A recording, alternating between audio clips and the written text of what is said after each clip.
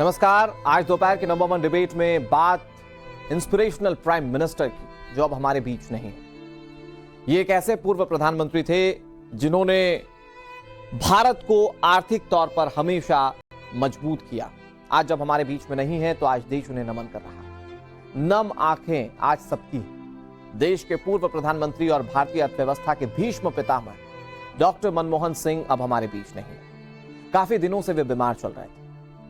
पूर्व प्रधानमंत्री मनमोहन सिंह की उम्र 92 साल थी और उन्होंने दिल्ली के एम्स में अंतिम सांसें ली। दिल्ली में उनके आवास पर नेताओं की तरफ से श्रद्धांजलि देने का सिलसिला जारी है। राष्ट्रपति, उपराष्ट्रपति, प्रधानमंत्री, कई बड़े नेता मनमोहन सिंह को नमन करने के लिए उनके आवास पर पहुंचे। देश के लिए उनके लिए गए ऐतिहासिक फैसलों को आज याद किया जा रहा है। मनमोहन सिंह साल 2004 में देश के 14वें प्रधानमंत्री बने थे। उन्होंने मई 2014 तक इस पद पर 2 कार्यकाल पूरे किए। वो देश के पहले सिख और सबसे लंबे समय तक रहने वाले चौथे प्रधानमंत्री रहे। आज मनमोहन सिंह को श्रद्धांजलि देने के बाद प्रधानमंत्री नरेंद्र मोदी ने देश की अर्थव्यवस्था में सुधार और देश को आर्थिक संकट से निकालने, उनके शांत व्यक्तित्व के लिए उनकी जमकर तारीफ की। सुनिए। डॉक्टर मनमोहन सिंह जी के निधन ने हम सभी के हृदय को गहरी पीड़ा पहुंचाई है। उनका जाना एक राष्ट्र के रूप में भी हमारे लिए बहुत बड़ी क्षति है। विभाजन के उस दौर में बहुत कुछ खोकर भारत आना और यहां जीवन के हर क्षेत्र में उपलब्धियां हासिल करना, ये सामान्य बात नहीं है। अभावों और संघर्षों से ऊपर उठकर कैसे ऊंचाइयों को हासिल किया जा सकता है, उनका जीवन ये सीख भावी पीढ़ी को देता रहेगा। एक नेक इंसान के रूप में, एक विद्वान अर्थशास्त्री के रूप में और रिफॉर्म्स के प्रति समर्पित लीडर के रूप में उन्हें हमेशा याद किया जाएगा। एक अर्थशास्त्री के रूप में उन्होंने अलग अलग स्तर पर भारत सरकार में अनेक सेवाएं दी। एक चुनौतीपूर्ण समय में उन्होंने रिजर्व बैंक के गवर्नर की भूमिका निभाई। पूर्व प्रधानमंत्री, भारत रत्न श्री पीवी नरसिम्हा राव जी की सरकार के वित्त मंत्री रहते हुए उन्होंने वित्तीय संकट से घिरे देश को एक नई अर्थव्यवस्था के मार्ग पर प्रशस्त किया। पूर्व प्रधानमंत्री डॉक्टर मनमोहन सिंह हमारे बीच नहीं रहे।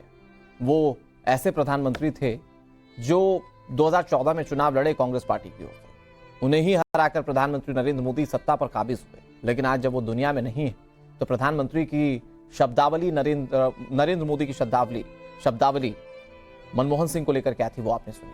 बातचीत करने के लिए कई सारे मेहमान हमारे साथ जुड़ गए, उनका तारुफ आपसे करवाते हैं। हमारे साथ रेणु मित्तल जुड़ गई हैं, जो कि वरिष्ठ पत्रकार हैं। हमारे साथ आर राजगोपालन सर जुड़ गए, जो कि वरिष्ठ पत्रकार हैं, और अवधेश सर स्टूडियो से हमारे साथ जुड़ गए, जो कि वरिष्ठ पत्रकार हैं। तीनों जाने माने वरिष्ठ पत्रकार हमारे साथ आज इस चर्चा में हैं। मैं शुरुआत अवधेश सर आप ही से करता हूं। हमारे देश में विरले राजनेता हैं जिन पर किसी तरह का कोई विवाद नहीं होता। विरले राजनेता हैं जिन पर किसी तरह का कोई विरोधाभास हमें देखने को नहीं मिलता। और ऐसे ही राजनेता थे डॉक्टर मनमोहन सिंह, जिनके जाने से आज एक अपूर्णीय क्षति मानी जा रही है। देखिए, हमारे हिंदू धर्म में मृत्यु के बाद सभी हमारे पूर्वज हो जाते हैं, हमारे पितर होते हैं। उनके प्रति सम्मान अर्पित करना, श्रद्धांजलि देना, यह हम सबका दायित्व होता है। और जो भी व्यक्ति 10 वर्ष तक प्रधानमंत्री रहा हो, 5 वर्ष वित्त मंत्री रहा हो और लगातार अपने जीवन के 5 दशक तक सत्ता की नीतियों से जुड़ा रहा, उसका कंट्रीब्यूशन तो होना ही होना है। लेकिन मनमोहन सिंह जी पहला उन भारत के स्वतंत्र भारत के इतिहास के उन बिरले व्यक्तित्व में से हैं जो राजनेताओं या नौकरशाही के बैकग्राउंड से न होते हुए भी साथ साथ एक विस्थापित व्यक्ति के रूप में आना, शरणार्थी का जीवन जीना, कठोर संघर्ष करके अध्ययन में जो है उत्कृष्टता प्राप्त करना, विश्व का जाना माना अर्थवेत्ता बनना, प्रोफेसर से लेकर और वित्त सचिव, योजना आयोग के उपाध्यक्ष, प्रधानमंत्री के आर्थिक सलाहकार, विश्वविद्यालय अनुदान आयोग का अध्यक्ष, वित्त मंत्री और प्रधानमंत्री तक पहुंचना, मुझे भारत के इतिहास में इस रूप में एक साथ और बिना बैकग्राउंड के नौकरशाही की और राजनेता के बैकग्राउंड के दूसरा व्यक्ति तो नहीं दिखता है। तो ये एक व्यक्ति के रूप में उनकी जबरदस्त उपलब्धि है, जो हमारे आपके लिए संपूर्ण उन सारे लोगों के लिए प्रेरणा के स्रोत हैं जो मानते हैं कि हमारे पास अगर धन नहीं है, वैभव नहीं है, बैकग्राउंड नहीं है तो हम देश में सफलता प्राप्त नहीं कर सकते हैं। दूसरी उनकी भूमिका जो होती है वो वित्त मंत्री के रूप में थी। जब देश आर्थिक संकट से था, बैलेंस ऑफ पेमेंट 15 दिन का बचा था, मात्र 5.8 अरब डॉलर हमारे खजाने में बचा हुआ था, 8% के आसपास राजकोषीय घाटा था, 60% के आसपास बेरोजगारी थी। उस समय देश को लाइसेंस राज और उससे एक धक्का देके पूर्व की नीतियों को और उससे बाहर निकालना नरसिंह राव के प्रधानमंत्री नेतृत्व में जो उन्होंने किया और नीतियों और ढांचों की ऐसी आधार भूमि दी जिस पर आज देश हमारा आगे बढ़ा है। और तीसरा, प्रधानमंत्री के रूप में 145 सीटें, कांग्रेस पार्टी में उतना बड़ा कद नहीं नेता के रूप में, वामपंथी विपक्ष और अपने गठबंधन के खींचतान में 10 साल सरकार चलाना, अर्थव्यवस्था को संभालना, उस समय नाभिकीय समझौते करना, सरकार जाने का रिस्क लेके भी प्रतिबद्धता जताना, तो एक इतिहास का अध्याय उन्होंने अपने जीवन में लिखा। और राजगोपालन सर, जिस बात का मैं जिक्र कर रहा था कि विरले राजनेता हैं जिन पर विवाद ना हो, जिन्हें विपक्षी दल भी एक्सेप्ट कर ले, मतलब प्रधानमंत्री नरेंद्र मोदी जब बात कर रहे थे मनमोहन सिंह के बारे में, राजगोपालन सर, तो उनके जाने का दुख प्रधानमंत्री के चेहरे पर और उनके शब्दों में साफ झलक रहा था। बिल्कुल बिल्कुल, प्रधानमंत्री का जो रूप से देखेंगे 2-3 चीज निकलते आ रहे बाहर। एक, जो नरेंद्र मोदी साहब का ये श्रेय है, जितना गोल्ड जो मिस्टर डॉक्टर मनमोहन सिंह सरकार टाइम पर 1991-92 में इंटरनेशनल मॉनिटरी फंड में प्लेज किया था, वो सारा वापस आ गया।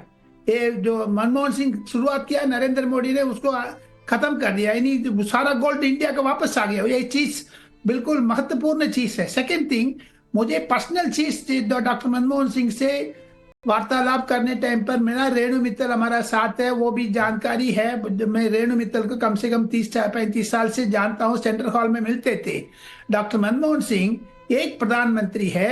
अटल बिहारी वाजपेयी साहब ने डॉक्टर मनमोहन सिंह से मिलने टाइम पर एक चीज बोला था, मुझे गर्व है कैबिनेट कमेटी ऑन सिक्योरिटी का जी ने आपने संगठन जो अलाइंस मिनिस्ट्री से नहीं देना है। मैंने तो जॉर्ज फर्नांडिस को देख करके तहलका कांड हो गया, बड़ा गंभीरता है। उस टाइम पर मैं सेंट्रल हॉल में सामने थे, उसके बातचीत करने टाइम पर, ये आज खुलासा कर रहा हूँ, दोनों दिग्गज नेता डॉक्टर मनमोहन सिंह ने आपकी बात ठीक है, हम लोग कैबिनेट कमेटी ऑन सिक्योरिटी में सिर्फ कांग्रेस लोग को ही रखेंगे करके। तीसरी चीज, डॉक्टर मनमोहन सिंह का जाने का जो डिप्टी सेक्रेटरी प्लानिंग कमीशन से, योजना भवन से मैं मिलते थे बहुत लंबे समय के पहले, उधर से जॉइंट सेक्रेटरी बना, रिजर्व बैंक गवर्नर बना, प्राइम मिनिस्टर का सलाहकार बना, चंद्रशेखर का प्रधानमंत्री टाइम पर ये साहब खुद लेटर लेकर के मैं सामने था उस टाइम पर भी, बाबू चंद्रशेखर से, प्रधानमंत्री से, south cooperation eminent person group में जो साउथ इंटरनेशनल मॉनिटरी फंड को भी डॉक्टर मनमोहन सिंह का नाम प्रस्ताव किया था चंद्रशेखर ने, फॉर्मर प्राइम मिनिस्टर ने। सो इतना चीज बहुत है।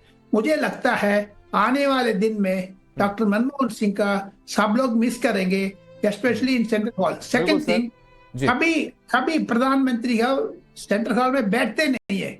वाजपेयी साहब भी नहीं बैठा, डॉक्टर मनमोहन सिंह भी नहीं बैठा, और नरसिम्हा राव को तो पूछिए मत, बोलता नहीं था। लेकिन नरेंद्र मोदी साहब भी सेंट्रल हॉल में कभी नहीं जाते हैं। लेकिन तब भी एक दिन, सेंट्रल हॉल है कहाँ? उस टाइम पुरानी बात है बाबू। तो नेचुरली मुझे लगता है बिल्कुल जितना साहब का, मतलब नरसिम्हा राव हमारी स्मृतियों में हमेशा शेष रहेंगे जो, क्योंकि जब गुजर गए हैं राजगोपालन जी, ठीक है, अब वो अवधेश लेटर सर लिखवाए, वो सब- अपना व्यक्तिगत अनुभव बता रहे हैं। मैं, मेरे जहन में जो एक चीज रहती है, जो मनमोहन सिंह जी को लेकर, वो दौर जब हम लोग भी तब बड़े हो रहे थे, तब धीरे धीरे चीजों को समझ रहे थे, वो रेसेशन वाला दौर जिस पर अमेरिका तक कांप गया था, उस दौर में मनमोहन सिंह ने जो अर्थव्यवस्था को संभाला था, तो इस तरह के कई किस्से हैं मनमोहन सिंह को लेकर, उनके अर्थशास्त्र को लेकर, उनकी अर्थनीतियों को लेकर, तो खैर पूरे दुनिया का आयल है, अमेरिका ने इस पर टिप्पणी की है। मैं इस पर बात करूं, अगर मैं रेणु मित्तल जी आपके पास आता हूं, सुबोध कांत सहाय हमारे साथ जुड़ गए हैं, जो कि एक्स फूड प्रोसेसिंग मिनिस्टर थे, और सबसे इंपॉर्टेंट बात, सुबोध कांत सहाय जी ने मनमोहन सरकार में मंत्री रहते हुए उनके साथ काम किया हुआ है। सुबोध जी, अब मनमोहन सिंह हमारे बीच नहीं रहे, बतौर प्रधानमंत्री उनका कार्यकाल आप कैसे देखते थे, और बतौर व्यक्ति के बारे में अगर आप बताएं, क्योंकि आप पर्सनल भी कई बार आपकी बातचीत हुई होगी, वो आपको कैसे व्यक्तित्व लगते थे, ये देश के लिए कितनी बड़ी क्षति है उनका जाना? निश्चित तौर पे मेरा सौभाग्य रहा कि डॉक्टर साहब चंद्रशेखर जी की सरकार में भी इकोनॉमिक एडवाइजर थे। उसके बाद फाइनेंस मिनिस्टर नरसिम्हा राव जी के साथ बने, और 10 साल उनके साथ कैबिनेट में मैं रहा। मैं ये कह सकता हूं कि जितना आपको हम्बल लगते थे जी, उतना ही डॉक्टर साहब फॉर्म थे। कैबिनेट में मैंने देखा है उनको कि प्रणोदा नॉर्मली कैबिनेट को ब्रीफ करते थे, जी, और कभी कोई इशू अगर थोड़ा सा उलझ जाता था तो डॉक्टर साहब का एक word like a chemical reaction होता था, वो क्लैरिटी हो जाती थी इश्यूज की। कितना डेप्थ था उनके अंदर, इसकी कल्पना करना बहुत मुश्किल था, क्योंकि डॉक्टर साहब सही में जब बोलते थे तो दुनिया सुनती थी। हमें याद है 91 में मैं होम मिनिस्टर था चंद्रशेखर जी की सरकार में जी, इकोनॉमिकली इससे वर्स सिचुएशन था कंट्री का, और वहां से ओथ लेने के नरसिम्हा राव के पहले जी, ओथ लिया भी नहीं था उन्होंने, और कुछ ऐसे फैसले लिए थे डॉक्टर साहब ने जिससे कि उस वक्त का एम्ब्रेसिंग सिचुएशन कंट्री को झेलना पड़ता, उससे रिटर्न उन्होंने किया था। जो टर्निंग पॉइंट है वो तो एक तरह से महानायक कहा जा सकता है कि देश के आर्थिक उत्थान के महानायक रहेंगे इतिहास में। आज के दिन में अगर देखा जाए व्यक्तिगत तौर पे जी, तो इस मेटलिस्टिक लाइफ में ईमानदारी एक अजब टाइप का एक शब्द हो गया है।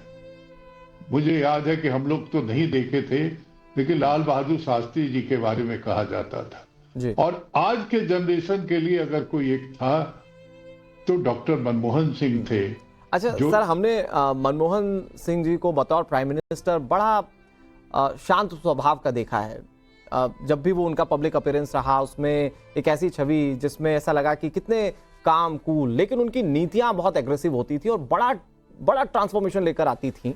जाहिर बात है कि जब वो कैबिनेट चलाते होंगे तो आप लोगों को निर्देशित करते होंगे, वहां कभी कभी उन्होंने आप लोगों से हार्ड वर्ड्स में कहा हो कि आपको ऐसा नहीं ऐसा करना चाहिए। राहुल गांधी भी उन्हें गुरु बताते हैं, तो वो जब मार्गदर्शन करते थे, जब वो लीडरशिप क्वालिटी दिखाते थे, वहां पर आप लोग क्या महसूस किया करते थे? लीडरशिप में उन्होंने वो कहते थे बहुत ही, हमें याद है मनरेगा जब हम लोगों ने लागू किया था तो वो झारखंड में उसको लॉन्च करना चाहते थे जी, क्योंकि झारखंड ट्राइबल और इकोनॉमिकली बैकवर्ड स्टेट के तौर पे था, और उनका ऑलवेज ये कहा जाता था कि अगर हमारा बिहार, उत्तर प्रदेश, मध्य प्रदेश, हिंदी भाषी इलाके अगर नहीं ग्रो करेंगे तो बाकायदा वो कहते थे कि कैसे आप डेवलप कंट्री अपने को कहिएगा।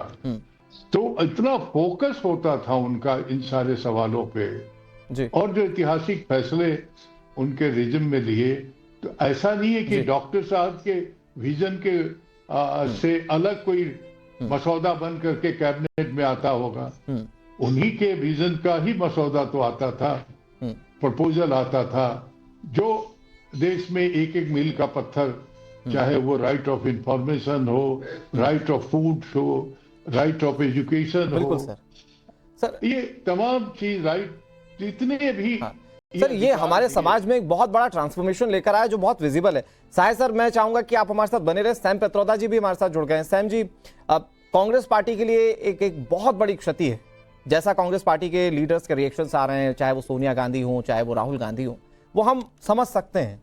लेकिन आपने लंबा काम किया मनमोहन सिंह के साथ। सर, अगर आप कुछ शेयर करना चाहें कि बतौर नेता व्यक्तिगत जीवन में वो कैसे थे, बतौर नेता वो कैसे थे, प्राइम मिनिस्टर बने, उनकी नीतियों में, उनके डिसीजन मेकिंग में क्या चेंजेस आए, क्योंकि आज वो जिस तरह से याद किए जा रहे हैं वो एक इंस्पिरेशनल प्राइम मिनिस्टर है। धन्यवाद। सबसे पहले मैं वही कहूंगा जो मैंने पहले भी कहा है कि he was a truly Gandhian person. He believed in Gandhian values. उनका कैरेक्टर, उनकी humility, simplicity was unique. He was never looking for personal glory. खुद के लिए काम नहीं किया उन्होंने काम किया क्योंकि काम करना था। He was a leader who worked under very difficult circumstances because of coalition government, and he developed consensus. वो अथॉरिटेरियन नहीं थे, वो सबकी बात सुनते थे, समझते थे और कंसेंसस डेवलप करते थे। हमने उनके साथ 10 साल काम किया। In early part, I was part of the National Advisory Council, फिर chairman of the knowledge commission, उसके बाद I worked with him on Innovation Council, Digital India, and he had a very broad view of what needed to be done. अब आप देखिए कि 1991 की economic liberalisation that he started, he realized that we would need energy. Without energy, we will not be able to sustain 8% growth. So उन्होंने जाके US के साथ nuclear deal की अगेंस्ट ऑल द ऑड्स। जी, बहुत सारा रेजिस्टेंस था communist party से, फिर भी उन्होंने अपनी पॉलिटिकल कैपिटल लगा के यूएस के साथ न्यूक्लियर डील की।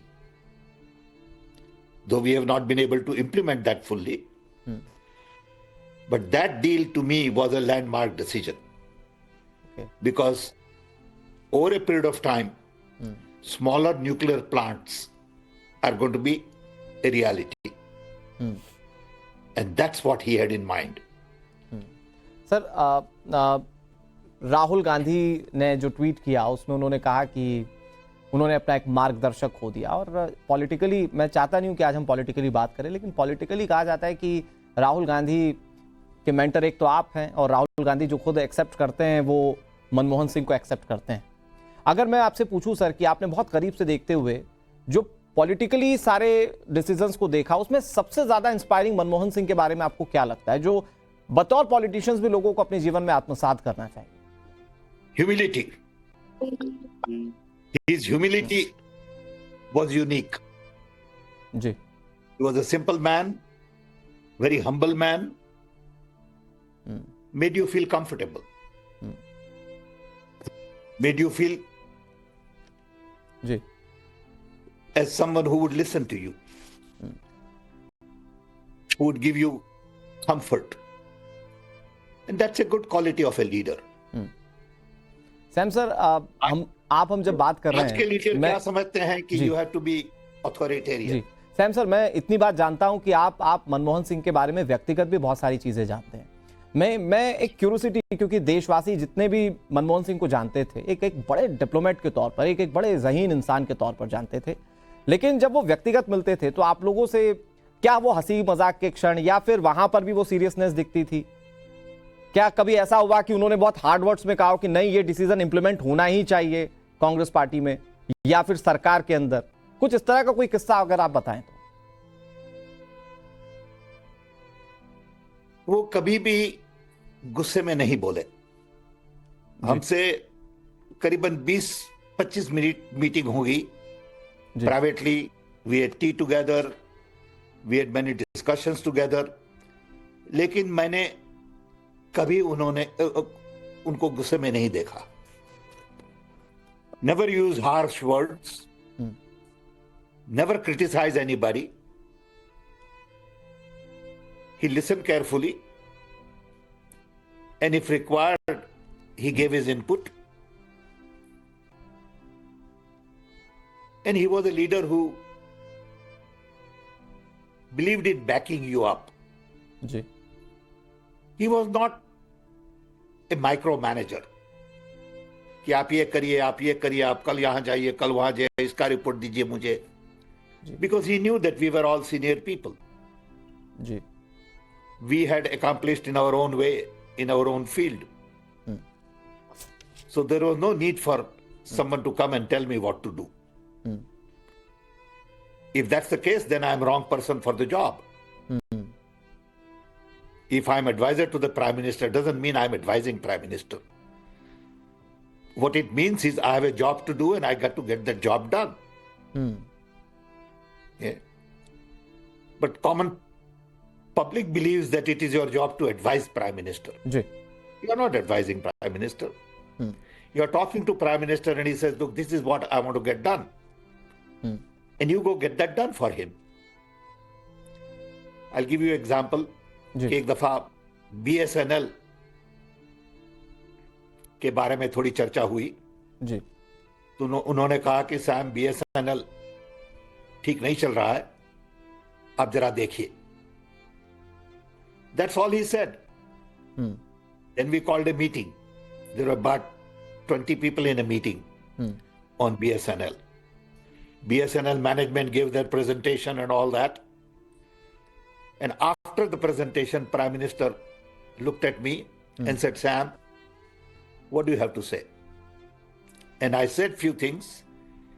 Immediately he said, let's set up a committee, which I want you to chair, along with Deepak from HDFC and Maya Verma from State Bank of India. And he said, I look forward to a report in 30 days. That's it. Anurag, Sam sir, Awadhesh ji हमारे साथ वरिष्ठ पत्रकार जुड़े हुए, वो आपसे कुछ पूछना चाह रहे थे मनमोहन सिंह के व्यक्तित्व को लेकर. पूछना भी है और एक छोटी टिप्पणी भी है कि मनमोहन सिंह जी को एक बार संसद में गुस्सा होते हमने देखा, जब कम्युनिस्ट पार्टियों ने समर्थन वापस ले लिया था और बहस चल रही थी. मैं हिंदी में बोलूंगा, हिंदी का चैनल है. तो उन्होंने कहा कि ये कम्युनिस्ट पार्टियां हमको गुलाम बनाकर रखना चाहती थी, स्लेव बनाकर. इस प्रकार के मतलब बिटरनेस हमने उनके कभी नहीं देखा. मैं चाहता हूं कि सैम सर अगर है तो वो स्क्रीन क्या पर आए. हाँ, वो मतलब वो पीछे ऐसा क्या हुआ था जिसके कारण संसद में उनको इतना गुस्सा होना पड़ा. समर्थन वापस लेना तो ठीक है. मैं चाहता हूं कि सर प्लीज आप इस पर टिप्पणी करें. मुझे ये किस्सा बहुत याद नहीं है, लेकिन मैं जानता हूं कि वे थोड़े बहुत नाराज थे कम्युनिस्ट पार्टी से, जब न्यूक्लियर डील जिस पे उन्होंने इतना सारा काम किया. आता हूं राजगोपालन सर, इसके बाद आता हूं जी.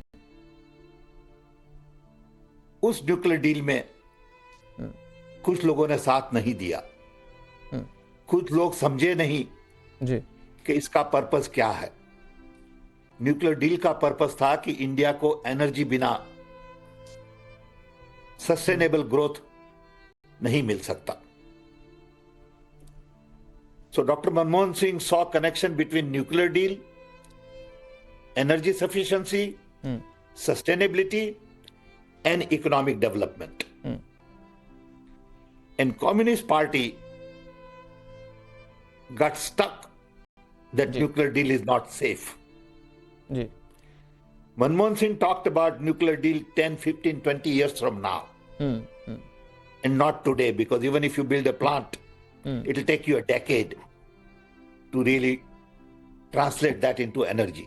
बिल्कुल sir, So that was the difference, and maybe that was part of the बिल्कुल सर। और ये पूरे देश के लोग जानते हैं कि उन्होंने कैसे फाइनेंस के स्तर पे फाइटिंग सिचुएशन में देश को उबारा, और जब भी मुश्किल के वक्त भारत देखता था उनकी तरफ, तो वो हमेशा फाइनेंस के मामले में देश को एक अच्छी एडवाइस के साथ ऊपर लेकर आते थे। हमारे साथ रेणु मित्तल जी भी हैं। राजगोपालन सर, थोड़ा सा मुझे वक्त दे दीजिएगा, रेणु जी बहुत देर से इंतजार कर रही हैं। अच्छा राजगोपालन जी सर, 10 सेकंड में आप अगर इसको समाप्त कर ले तो फिर मैं रेणु जी के पास जाता हूँ।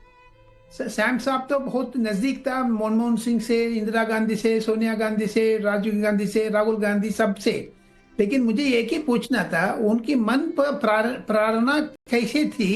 1, 2, 3 साइन करने टाइम पर उन्होंने इस्तीफा देने का भी इतना मजबूत रहना पड़ा, नंबर 1। नंबर 2, राहुल गांधी ने ऑर्डिनेंस को पढ़ा था, उस टाइम पर उनकी दिमाग में क्या घूम रहे थे श्याम साहब, आप उसको वर्णन कर सकते हैं? अच्छा है, हमारी बात हुई थी उसके बारे में, and he said, look, he's a young man, it is okay for him to have impatience, and he didn't take it personally. Okay, वो इस्तीफा देने का तैयार। Cleverly you have answered Sam sir, cleverly you have answered. मुझे लगता है कि आज सिर्फ मनमोहन जी के व्यक्तित्व के बारे में बात हो रही है। रेणु मैम, क्योंकि आप वरिष्ठ पत्रकार हैं, आपने देखा, हमने पढ़ा भी कि कैसे एक प्रोफेसर से लेकर जो सफर हुआ वो गवर्नर तक पहुंचा, आरबीआई के गवर्नर तक पहुंचा, फिर उसके बाद सलाहकार वित्तीय, उसके बाद फिर वित्त मंत्री, और उसके बाद फिर प्रधानमंत्री। ये पूरे सफर को अगर कंक्लूड करना हो, एक इंस्पिरेशनल प्राइम मिनिस्टर जिसको हम लोग कोट कर रहे हैं, तो आप कैसे करेंगे मैम? आपने बहुत करीब से देखा उन्हें। देखिए, उनका मेन जो थ्रस्ट था उनकी पर्सनालिटी का, कि वो फादर ऑफ इकोनॉमिक रिफॉर्म्स थे इस देश में। जो आज भूमिका बनी है, जो बीजेपी $5 ट्रिलियन की इकोनॉमी की बात करती है, उसका पूरा का पूरा बेस उन्होंने रखा। उन्होंने इस देश को बताया कि कैसे लाइसेंस राज से हम हट के हम अपना खुद का वर्चस्व बना सकते हैं, और कैसे कैसे उन्होंने रिफॉर्म्स लाए एक एक करके। तो ये उसमें बैकिंग थी नरसिम्हा राव की। पर इसमें मैं ऐड करना चाहूंगी कि एक्चुअल शुरुआत तो राजीव गांधी ने की थी। राजीव गांधी ने जिस तरह से मिशन सेटअप किए, जो कम्युनिकेशंस में पूरे देश में एक रेवोल्यूशन आया, जो सैम पिट्रोडा ने बहुत सारे मिशंस हेड किए राजीव गांधी के प्रॉम्प्टिंग पे, जो कंप्यूटर्स का राज आया, और जिस तरह से एक मॉडर्न इंडिया की स्थापना करी वो राजीव गांधी ने करी, और वो फॉलो अप हुआ डॉक्टर मनमोहन सिंह से, और उसके बाद जो है आगे जब वो प्रधानमंत्री बने उसको उन्होंने कैरी फॉरवर्ड किया। इसमें कई सारी चीजें हुई। एक तो उनका ग्रेट पैशन था न्यूक्लियर डील, उसमें उनकी सरकार जाते जाते बची, लेफ्ट नाराज हो गया। पार्टी के अंदर सोनिया गांधी भी नहीं चाहती थी कि पार्टी की सरकार को आप स्टेक पे रख के आप न्यूक्लियर डील करें, क्योंकि उससे सरकार जा सकती है। उन्होंने इस पे बॉदर नहीं किया। पहले समाजवादी पार्टी ने आके उनको बेल आउट किया और वो बनी। बिल्कुल। तो और मैम, यही लीडरशिप क्वालिटी की बात चाहे राजगोपालन सर हो, चाहे सैम पित्रोदा जी हो, चाहे आप, वो कर रहे हैं। और ऐसे prime minister, inspirational prime minister को आज पूरा देश नमन कर रहा है।